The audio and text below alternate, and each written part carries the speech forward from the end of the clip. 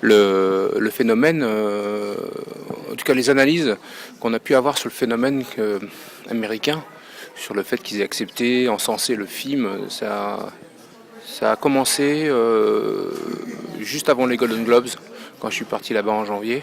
Il y avait eu déjà un sentiment très fort de la part des gouverneurs de l'académie, etc., dans tous les départements.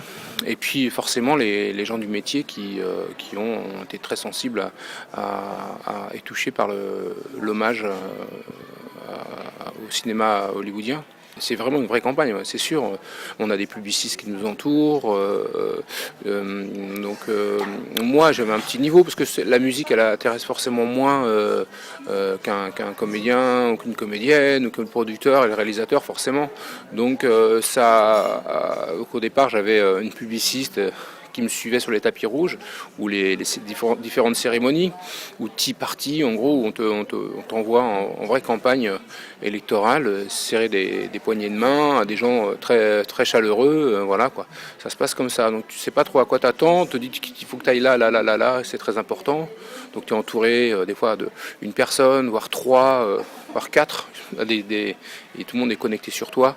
Donc c'est vrai que quand j'ai eu la chance de gagner le Golden Globe, ça a eu des répercussions plus fortes au niveau des tapis rouges que j'ai pu faire après ou des cérémonies, parce que les gens me connaissaient mieux et que au lieu d'avoir 4 médias qui m'interviewaient, et je pense qu'ils ne devaient pas en faire grand chose, au final c'est juste par politesse peut-être, ou en attendant Brad Pitt ou bien Jean Dujardin.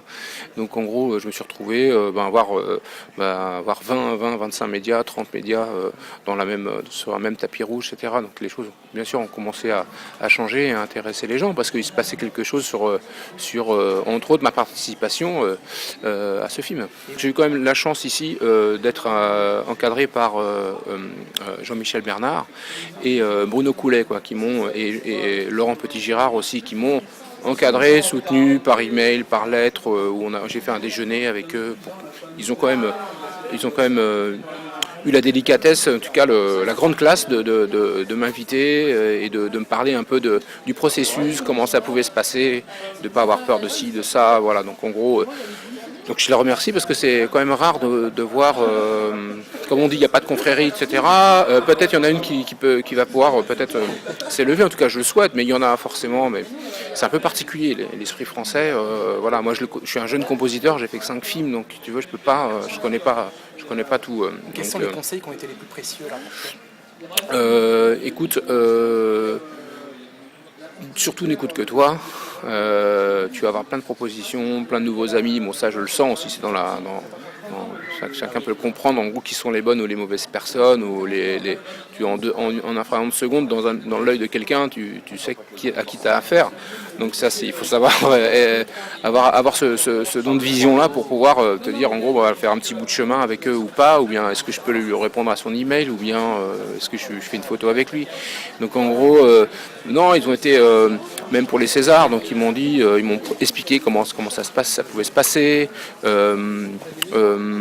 tout le protocole, voilà. C'était en tout cas très chaleureux, surtout de se voir et partager ce qu'ils étaient très contents pour moi.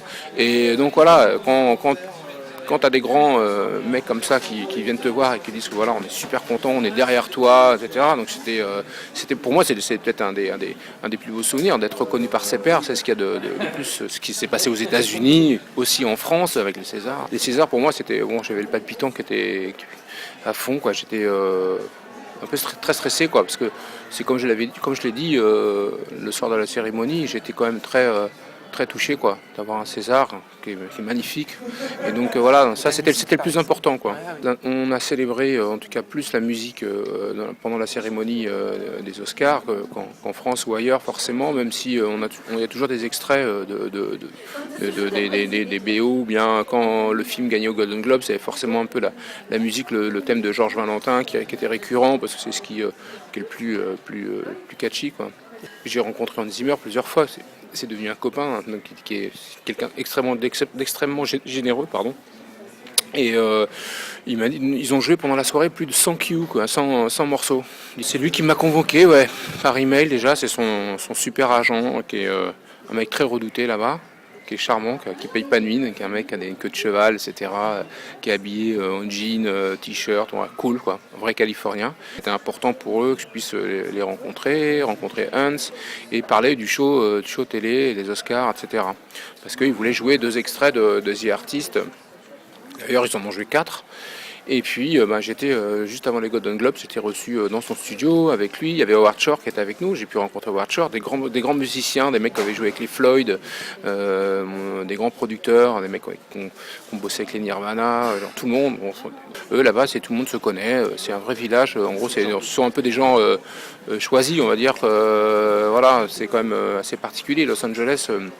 De pouvoir y vivre et d'y rester, quoi. Donc forcément, j'ai rencontré plein de compositeurs qui étaient des valets de voitures, des chauffeurs, pardon, qui gardent les voitures sur les parkings, des cuisiniers, etc.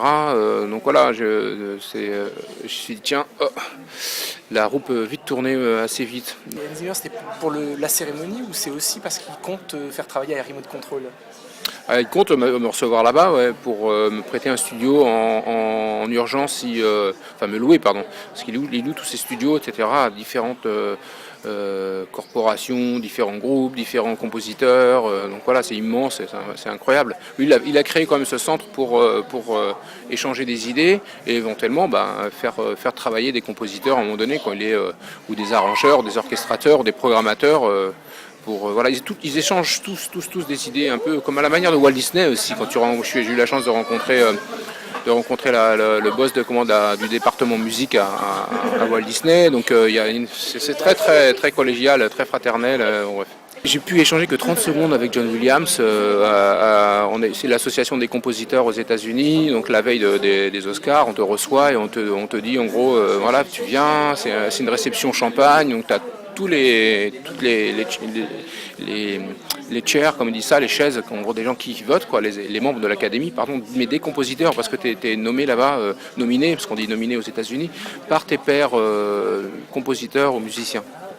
Donc, et après, après cette première phase où tu es nominé, tout le monde, les 5000 votants, enfin il y en a un peu moins de 5000 aux États-Unis, votent pour toutes les catégories. Et donc j'ai pu échanger 30 secondes, je suis arrivé, à peine atterri de l'aéroport, j'ai filé directement en voiture à cette réception. Et donc j'ai pu forcément déjà échanger des choses avec Howard Shore, parce qu'on était aux Golden Globes ensemble. Alberto Iglesias, je le rencontre à chaque fois depuis Berlin, au BAFTA, etc. Donc on passe du temps ensemble à discuter. C'est qu'il parle couramment français, donc Alberto, c'est génial. J'ai des propositions certes, mais j'ai envie de changer, avoir la chance de ne pas faire des films d'époque, parce qu'on connaît mon background, en tout cas au cinéma, il est que sur les OSS et The Artist. Donc forcément, c'est des choses, même si c'est des compositions originales, elles sont orchestrées à la manière d'une époque. Donc voilà, c'est pas le tout. Donc j'ai envie, moi, de toute façon, découvrir et d'expérimenter des choses dans tous les styles. Donc j'aimerais avoir la chance de pouvoir faire un film autre qu'un film d'époque, en tout cas, ou pas. Encore les années 80, ça peut encore aller, mais en tout cas, sinon avoir imposé un autre style, même si c'est un film d'époque, comme le fait Alexandre Desplat sur le discours d'un roi. C'est vrai que c'est quand même du Alexandre Desplat, hein, même s'il y a une certaine élégance, etc. Mais donc voilà, c'est intemporel. Donc j'aimerais pouvoir, en tout cas, quand je travaille avec Michel Hazanavicius, il y a quand même un brief d'époque qui est très très soutenu, et une vraie volonté d'aller dans l'exercice de style. On m'a proposé des blockbusters, on m'a proposé Walt Disney, on m'a proposé des choses. Donc je suis en train de préparer moi, en tout cas la possibilité de travailler ou pas, d'accepter des projets, de se faire accepter, pardon. Et tu as un agent, j'imagine? Ouais, j'ai un agent aux États-Unis, Amos Newman, qui travaille pour William Morris. C'est le fils des Randy Newman d'ailleurs, le compositeur, et de la grande famille des Alfred Newman, voilà, l'oncle. Et donc, non, je veux faire la bonne rencontre, voilà. Parce que tu peux rencontrer des boss de gros studios, donc, qui sont vraiment à l'aise et qui savent vraiment ce qu'ils veulent, et qui sont très très cool d'ailleurs. C'est vraiment des gens passionnés, qui sont très très très très techniques, quoi. Donc, c'est pas comme en France, quoi. T'as pas à faire, quand tu parles de musique, ils connaissent vraiment, ils savent de quoi ils parlent, quoi. Donc pas le droit à l'erreur. Et après, voilà, non, j'aimerais bien rencontrer, voilà, faire une belle rencontre tout simplement. Peu importe si c'est cinéma indépendant ou bien ou un blockbuster, j'en sais rien, on va dire. Là, je viens de redescendre un peu.